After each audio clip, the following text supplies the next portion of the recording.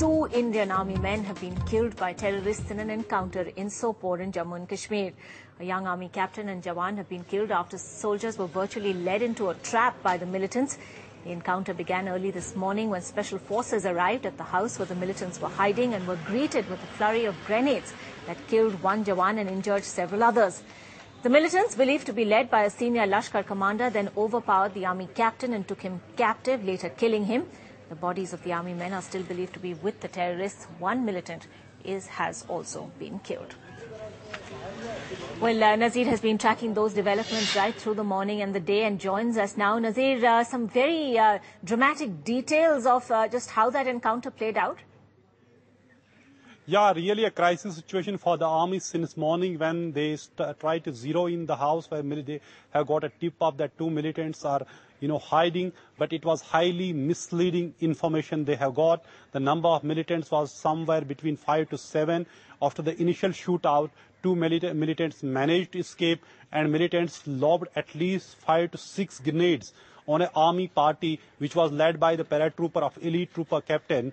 Who was whisked away by the militants and then taken inside the house where they are holding on.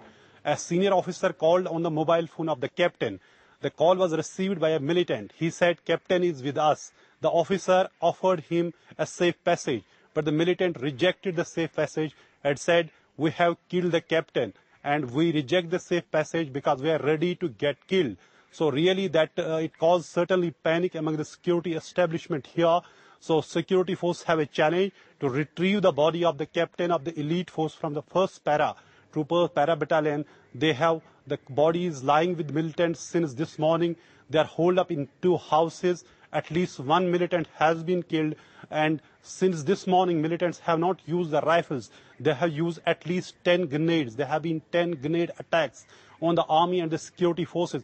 But army since morning, after the initial losses they have suffered, losing a captain and a Jawan and 2 other injuries to other soldiers, they have managed to avoid the damage to casualties on the army and police side. They are now very meticulous, but the challenge is how to retrieve the body of the captain and also how to eliminate the highly motivated, committed and indoctrinated militants who are ready to take on and ready to get killed, who are holed up inside these houses in Sopore. A large reinforcement has been called in.